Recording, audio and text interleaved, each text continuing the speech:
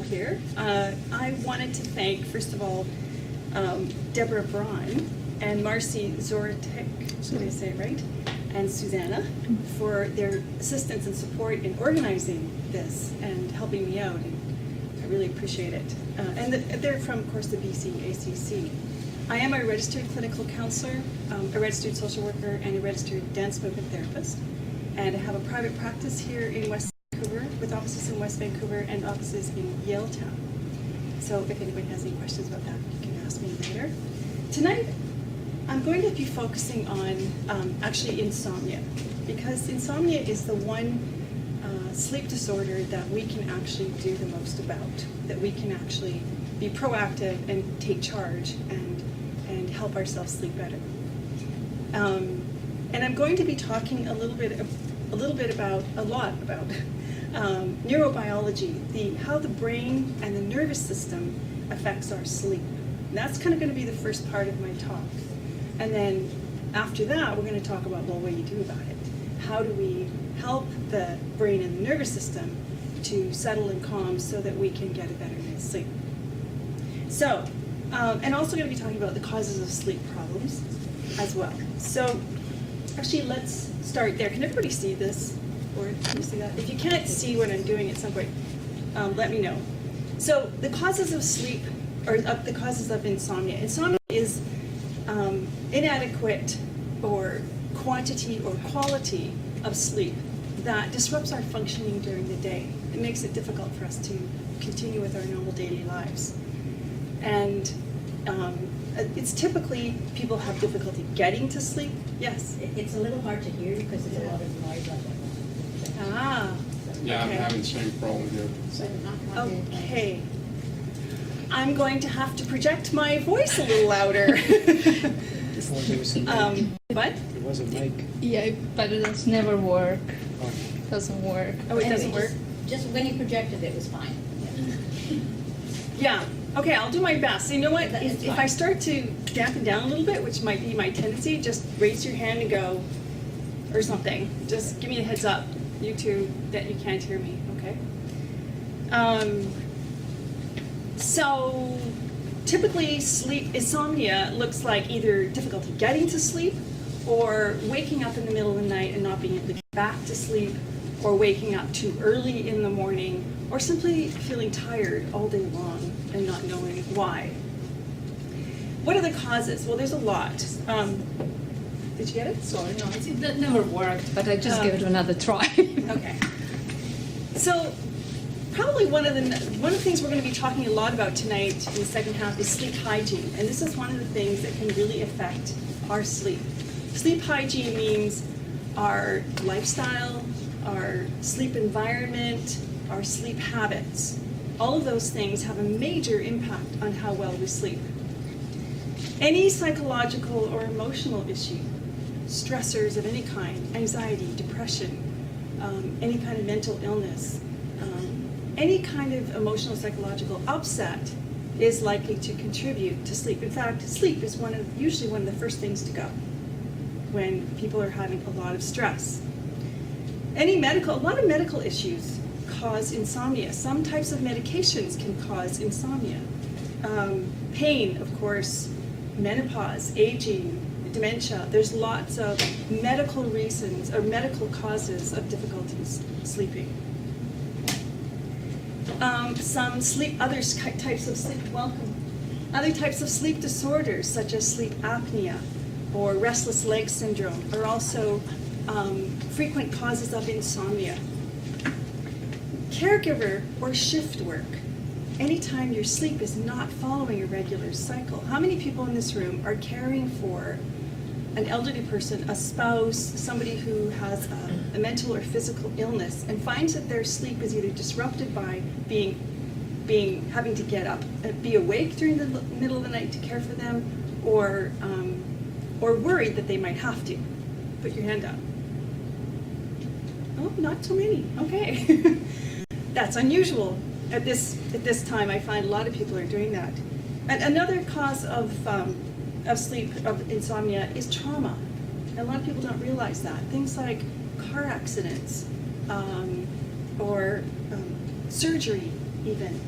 abuse, natural disasters, any kind of trauma can really disrupt the arousal in your nervous system and disrupt your sleep. And sometimes it doesn't happen until quite a few years later.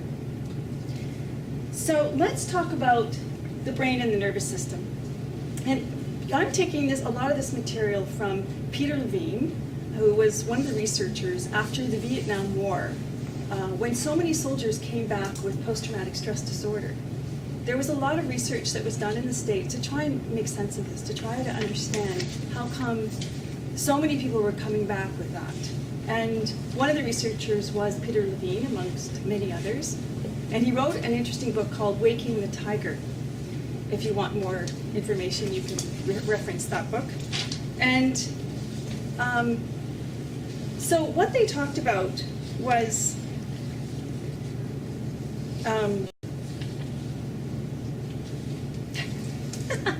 mental blank here.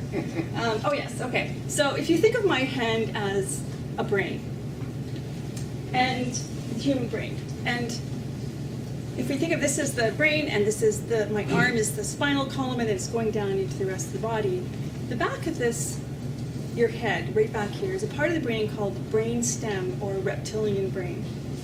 This part of our brain we share in common with all living, breathing creatures on Earth, hence called reptilian brain. It's in charge of our basic bodily functions, our respiration, our heart rate, kidney function. It's basically what keeps us alive. But it keeps us alive in another way too, because this is the part of the brain, this is the instinctual survival part of the brain that responds to stress, perceived threat, and danger. And the way that it typically responds to stress, threat, and danger is by there's many different kinds of responses, but basically it comes down to about 3. Anybody know what those are? Fight, flight, freeze. Yes, fight, flight, freeze. You've heard this before. Yes. So when we talk about that part of the brain, we're talking about this instinctual part of the brain that responds to stress, threat, and danger. The second part of the brain to evolve was the limbic brain or mammalian brain, which is about this size in relation to the rest of my hand. And this part of the brain is the seat of our emotions, basically. And we share this part of the brain with all mammals. The next part of the brain to develop was the prefrontal cerebral cortex. And this is our rational, logical, thinking brain. This is our conscience, our consciousness, our self-awareness. It's what makes us uniquely human. Only humans have this part of the brain. But all 3 of these parts of the brain, and of course this is a very simple, very, very simple view of the brain and nervous system. We could spend days talking about the brain and nervous system. It's hugely complex, of course. So we're making it very, very simple here. But basically these 3 parts of the brain interact with each other. To give you an example, if you probably have heard somebody say something like this before, if you heading towards somebody's about to have a car accident, and they'll say, you know, I wasn't even thinking, but I just slammed on my brake and I turned the wheel about this far and it saved my life. But I wasn't even thinking, I don't know why I did it. That is your reptilian brain, the instinctual part of your brain that just instantly reacts to a dangerous situation, and you act. And it overrides, in a sense, your rational, logical thinking brain, which is a really good thing. Because after all, if you had to think that one through, well, see, the car's coming maybe 40 miles an hour, and it's coming at a 45-degree angle, and there's a building over there, and there's some people over there. Well, if I put my brake on just this much and turn, it's too late. It's already happened.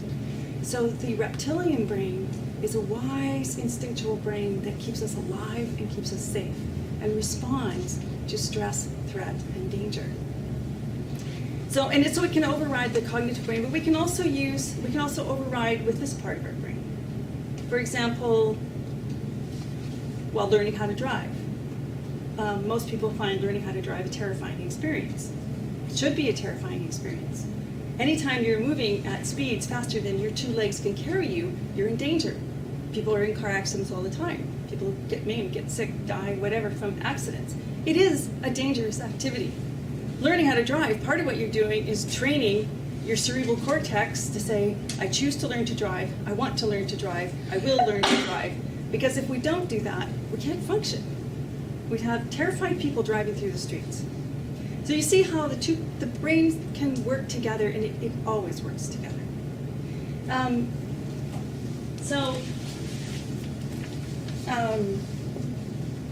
Oh yes, I want to tell a story. Also, this story comes from Peter Levine's book, which is a kind of a fun story. I mean, how do you study PTSD? How do you study the brain and nervous system, its reaction to danger in human beings? We're such complex creatures.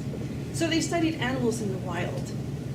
And there's this wonderful story. He talks about how they looked at deer. Now, animals in the wild are under threat 24 hours a day, 7 days a week. And why don't they get PTSD? And why don't they get sick and die? So he studied animals. And one example is, if you think of a deer in the savannah in Africa, eating grass in the herd, and a lion approaches, as soon as the brainstem of the deer senses that danger is there and a lion is there, instantly, all these chemicals come charging into the body of the deer, and arousal goes up, and all these physiological changes happen. Digestion shuts down. You don't need to be digesting grass when you're in danger. All the blood goes to the periphery muscles to give maximum power and strength so the deer can run as far and as fast as possible. Heart rate goes up, respiration increases, vision becomes more peripheral. There's many different physiological changes to give maximum capacity for survival. So let's say the deer runs and the lion chases after the deer. Well, just around the time, just before the lion catches up with the deer, or perhaps just after, the brainstem says, well, I guess running isn't working here. We've got to try something else. And the nanosecond, all these chemicals come charging into the body of the deer. And the deer will probably not go into fight. For a deer to fight a lion is a bit of a lost cause. Probably will go into freeze mode. So all of these chemicals come charging into the deer, and the deer suddenly goes, you've probably seen it on TV. Their eyes look kind of dazed and they go completely limp. And that is a highly adaptive response because predators are geared towards moving targets. So if the deer suddenly looks dead, then the lion may lose interest and go away. But if the lion is hungry, well, it's game over for the deer. But this is also a highly, it's an adaptive response because it also protects the deer from overwhelming pain, and suffering. So let's say, for argument's sake, the lion grabs the deer, thinking it's dead, drags the deer off to her den, plops the deer down, goes looking for her cubs to come back and have lunch. Well, as soon as the lion is out of range, wise old brainstem, instinctual brain, knows this. And all these chemicals come charging back into the body of the deer. The deer jumps up and leaps and runs. And where does he go? He goes back to his community, his herd. Very important part of survival from trauma. Goes back to the herd. And the interesting thing is that the deer would stand in the middle of the herd so that the rest of the herd is all around offering protection and safety. But the deer doesn't go back to eating grass right away. The deer starts to shake and tremble and twitch, and there's sweat and there's heat. There's all these kind of physiological changes that happen in the deer for like 5 or 10 minutes. And then finally, the deer settles down and goes back to eating grass. Now, researchers looked and they said, well, human beings do a similar thing. After a car accident or after a major trauma, how many people have seen somebody or experienced themselves feeling shaky or jittery or tingly or having a nauseous stomach or tension or something. Everybody's a little bit different, or goosebumps, but we all have a physiological response in those situations. So let's take a look at the arousal cycle. So when we're talking about all these chemicals excuse me, charging into the deer, it's the in a sense it's the arousal cycle in the nervous system that's being bumped up and giving the animal a different kind of experience. So but we have the same system in our own bodies. We have an arousal system in our bodies as well. So now our arousal system, excuse me, turn off the camera because I'm going to take some water. Our arousal system is going up and down in a wave all day long, every day. But we can also talk about a sort of general level of arousal in our nervous system.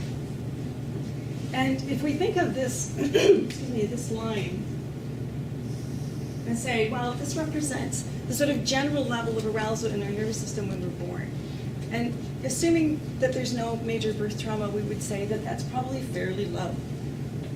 And then we go through life, and maybe something happens when you're 3 years old, you fall off your tricycle, or something happens before that, and your arousal goes up.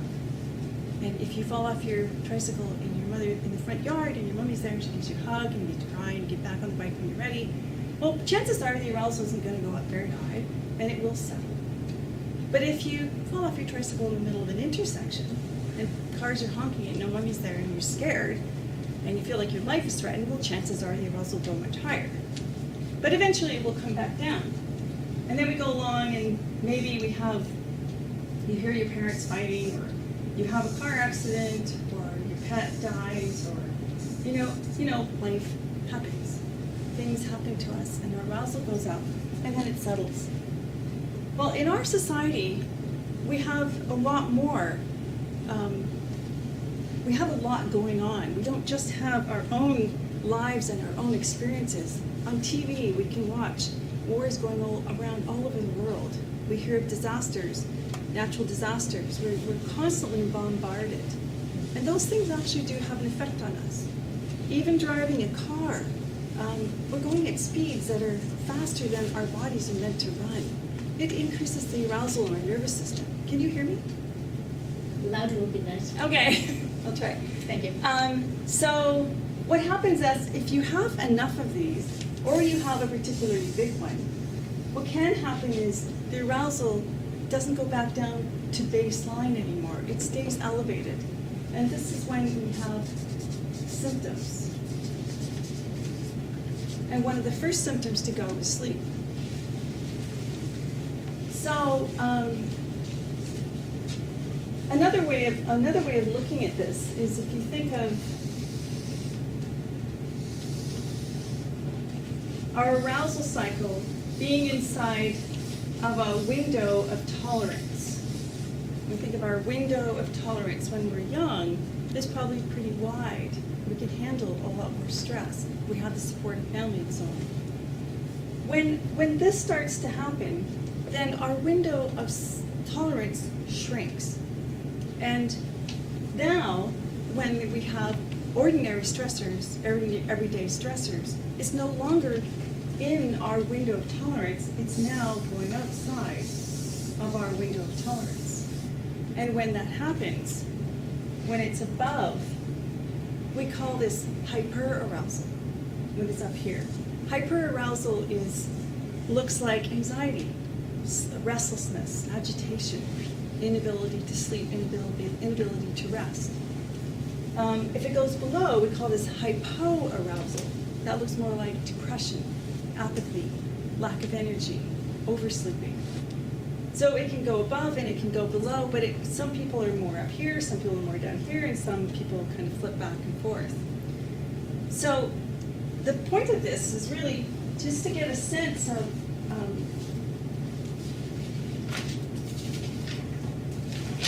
how we all have this arousal in our nervous system. And the challenge, of course, becomes what do we do about it?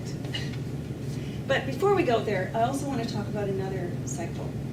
And that is the disruption of daylight, darkness cycles in our culture. With the invention of the light bulb. Prior to electricity, the sun would come up in the morning and people would wake up with dawn, at dawn with the sun. The sun would rise and peak in the middle of the day, maximum activity, and then gradually go down towards the end of the day, and dusk would come. Nowadays, with electric lights, we wake up to a light. We spend most of our day indoors at a lower level of light than daylight, but higher than darkness. And then just before we go to bed, we shut the lights off and go to sleep. So we have lost this rhythm of light, and 80% of the stimulation to the brain is light. So, and daylight has a lot of blue in it, and daylight stimulates the production of serotonin in the body, which is a neurohormone. And serotonin gives us energy, improves our mood, gives us vitality, keeps us going. It's stimulating. But darkness and dusk, then when that happens, the serotonin levels go down, and the melatonin, which is also a neurohormone, begins to go up. And then it's the melatonin that helps us sleep. So serotonin during the day, melatonin during the night is the natural sleep cycle. But these natural cycles have been disrupted by our lifestyles.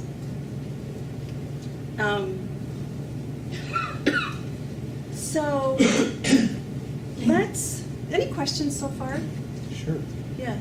So in that case, on the top right, where you have the elevated, doesn't return to base level, so you elevated arousal, and those are, is that like a chemically measurable?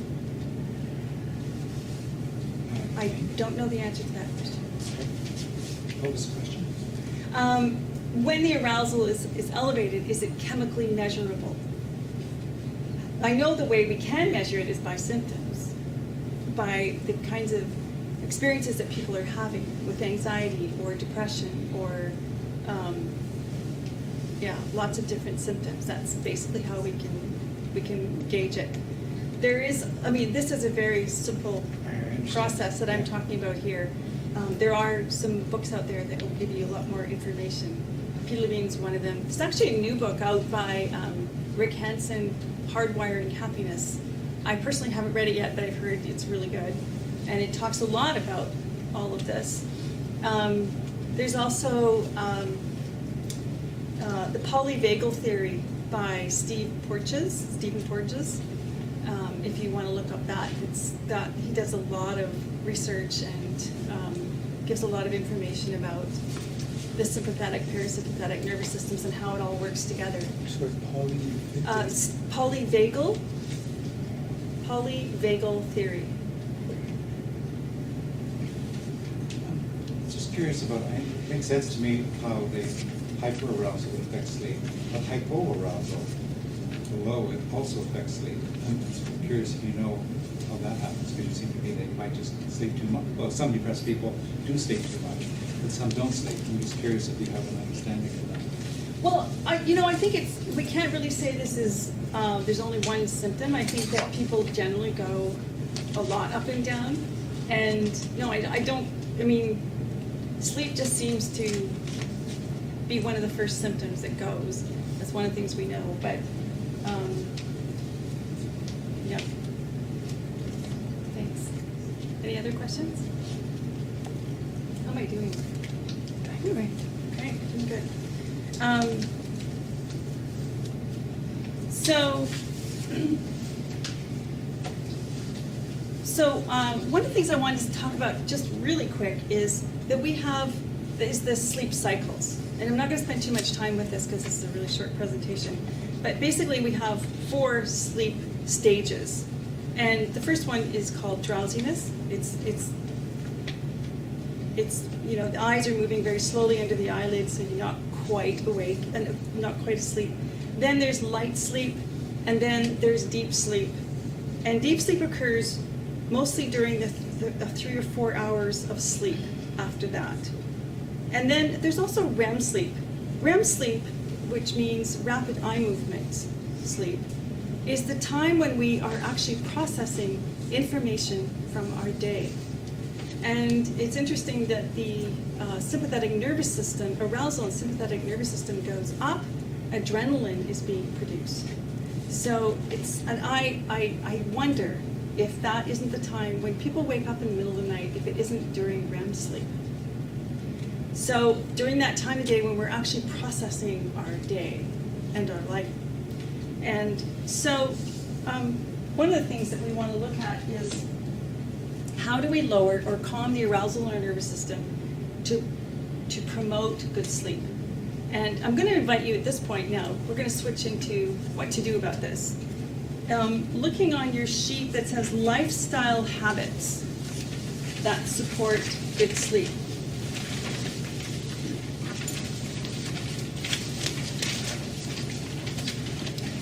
And you have 4 pages of information here. You can also find this on my website, which is westvancounseling.com, if you want a little bit more information. And we don't have time to go through all of these. If you have questions, I can answer them. But I'm going to highlight a few along the way that I think are my favorites, and I think that are most effective. And so let's start with number 2 in lifestyle habits, regular exercise. 20 to 30 minutes a day. Exercise is one of the key, most important things that you can do to help promote good sleep. And I'm sure everybody in this room gets exercise every single day. Right? Good. All right. And number 5 is another one of my favorites. Seeing how we just talked about daylight, nighttime, and cycles, if you can spend, they say, up to 2 hours a day would be preferable out in daylight. Very few of us can actually manage to do that, but spend some time outdoors in daylight every single day.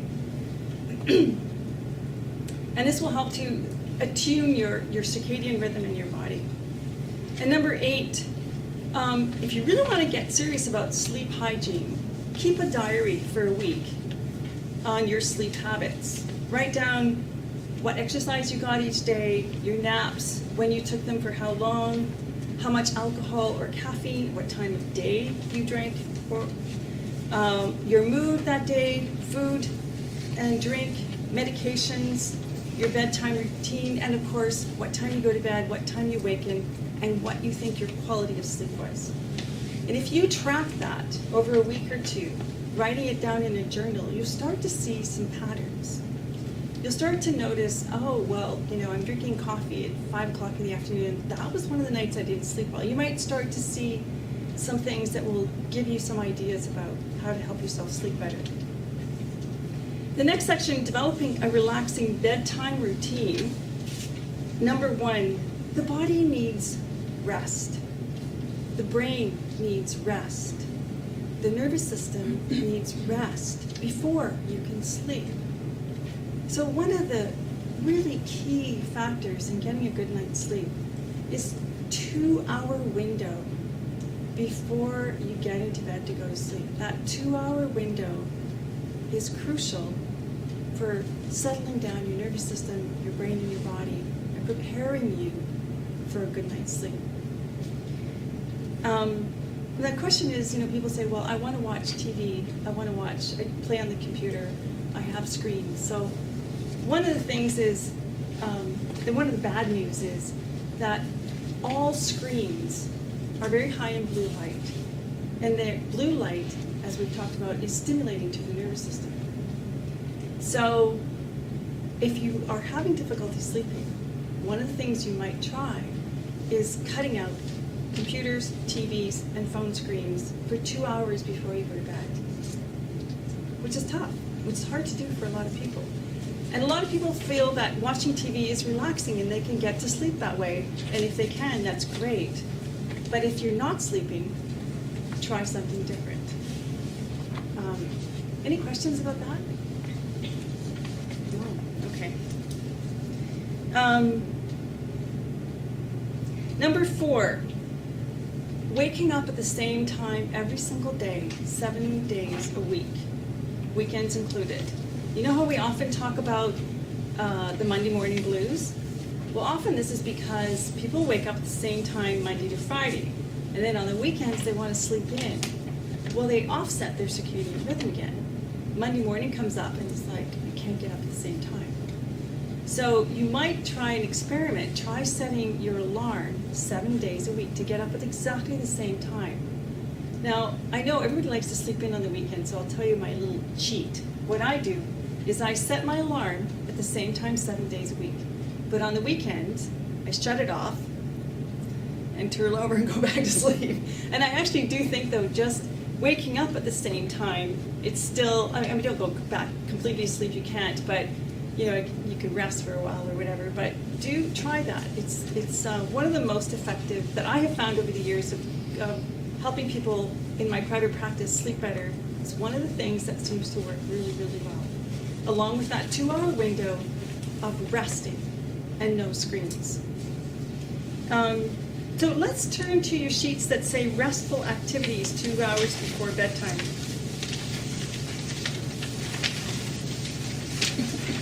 Do people need to stretch for a little bit? Do we need to stand up? You want to take a stand up and just, no, we're good? You're good? All right. Everybody's, take a little stretch, take a deep breath. I've been talking for a long time. Okay, so restful activities. What I'd like to do is a little quick exercise right now with you. I'd like you to find a partner in the room and turn to your partner and share with them the one thing that you are most grateful for today. And I'm going to give you just 2 minutes for each partner. So actually a total of 4 or 5 minutes max. And see what happens as you just share the best part of your day, what you're most grateful for today. And notice what happens inside as you do that. Any comments? What was it like to share the best part of your day? To even think about it, to reflect on it? Love it. He even asked me how, after I told him what it was, he then asked me what was the feeling behind it. Oh, good. Which was really great. Right? Yay. So one of the things that we can do in the evening, remember what I was saying before about REM sleep? That REM sleep is when you're processing your day. And it's a time of rapid eye movements. And it's the time when the sympathetic nervous system, actually arousal goes up, adrenaline is produced in the body. So if we can process our day before we get to go to bed, my theory is, my hypothesis is, that we won't need to process it so much when we're sleeping.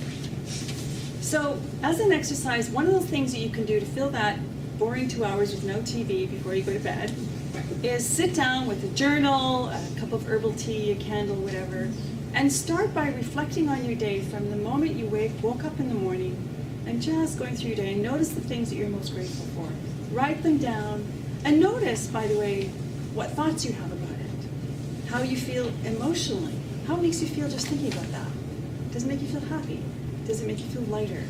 Notice how you're feeling. Notice how it affects your body. This is something we don't do in our culture. We walk around as though the body was just a vehicle to carry our heads around. Mm-hmm. When really there's a wealth of information below the neck, because the body never lies, and the body is connected to the brainstem activity. So notice what's happening. Notice how it makes you feel in your body.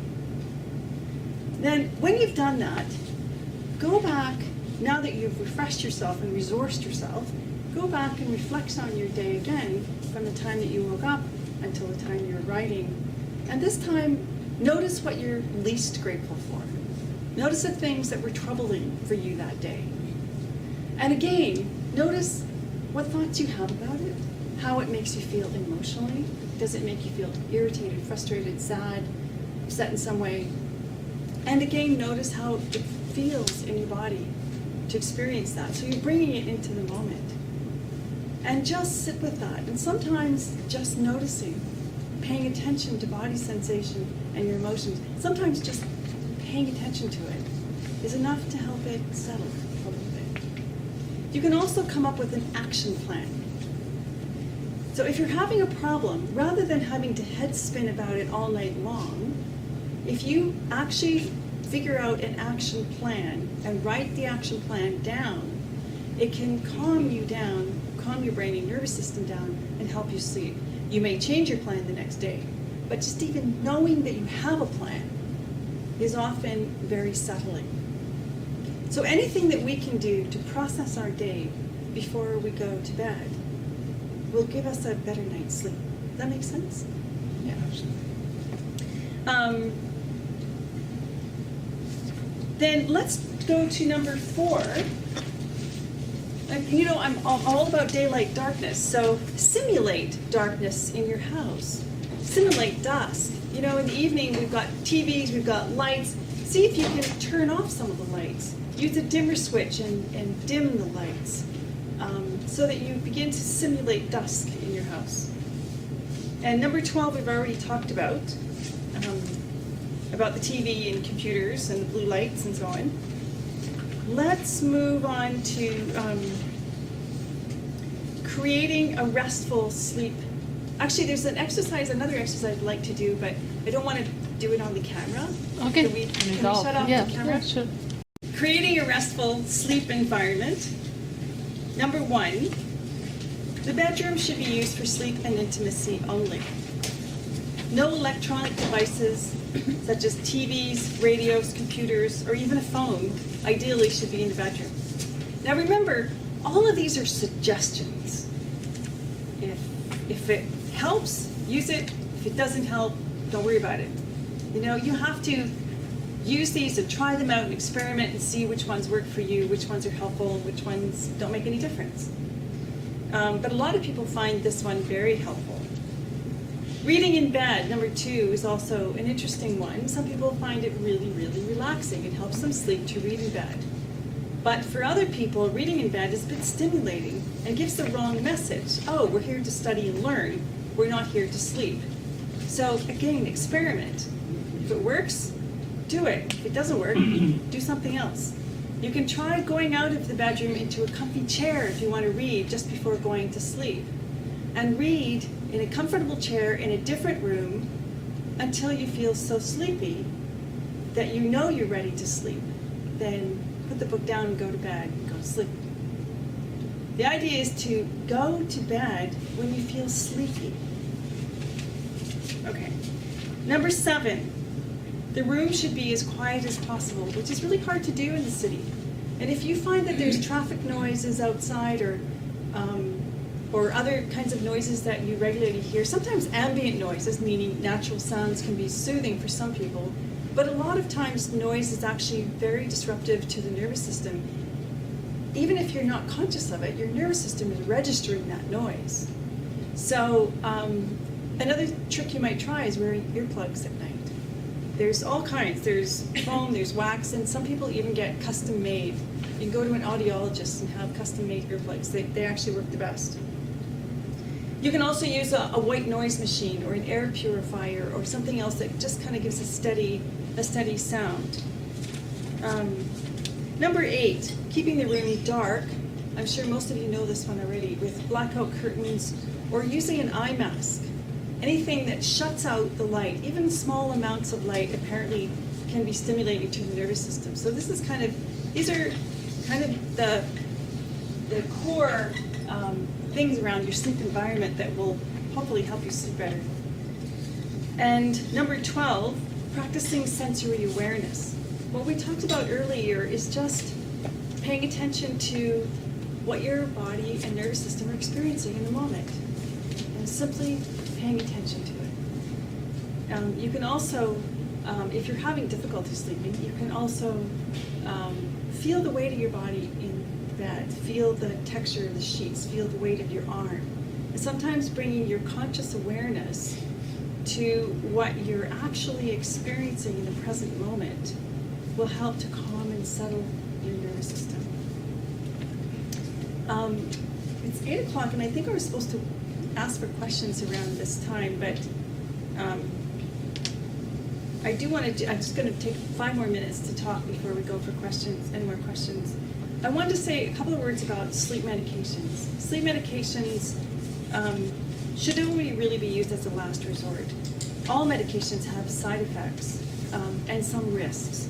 The most common over-the-counter sleep medications are melatonin and valerian, but even they can have effects later on. And certainly prescription pills really should only be used if you can as a temporary aid, but not to get dependent upon them. There's all kinds of medical reasons for that. For one, some of the side effects can be drug tolerance, drug dependence, withdrawal symptoms, side effects, drug interactions with other medications, or rebound insomnia. So there's all kinds, or it could also be masking underlying medical issues. So darkness is your best medicine for sleep, and rest. So if you are having difficulty sleeping, there's kind of 3 steps to go. One is to try doing a diary for a week or 2 and see if you can make some adjustments to your sleep hygiene, to your sleep environment, to your habits, your lifestyle habits. Don't try to do it all at once or you will get discouraged. But choose 1 or 2 that you've heard tonight and try them out and see if they help. Make some adjustments. And if you have tried that over a period of time, a few weeks or a month or 2, and you're still not sleeping well, then please go see your physician. Because it's necessary to explore if there's problems with medication or whether you have an underlying medical concern that's contributing to your difficulty with sleep. So that's number 2. The third line of defense for sleep problems is to see a counselor. Because a counselor will help you address emotional, psychological issues, stress, anxiety, depression, anything, the kinds of things that are disrupting your mind and your thoughts and your ability to rest and to settle down at night. And so those are kind of the three stages. And what I like to do is for people who come to my talk, there's a lot of information that I'm talking about tonight, and sometimes it can be hard to put it all together. So if you wish, I do offer 1 free consultation to anybody who comes to this talk to just sit down and come up with an individual kind of strategy for how to sleep better. It's not a therapy session, it's just a consultation. So you're welcome to, and I forgot my cards. That was good. But anyway, they're on my sheet. You can contact me. Actually, I think what I should do at this point, because I'm thinking it's 8 o'clock, and I was supposed to leave this half hour for questions. You can do whatever you want to do. You can continue talking, or you can have conversation with the people, whichever Okay. you want to. Well, we have a choice to make. We can either do a deep breathing exercise right now, or I can just answer individual questions that you might have. I guess. Let's do the exercise. The teacher. Okay. Yes, you want. All right. Nobody else is going to talk. All right.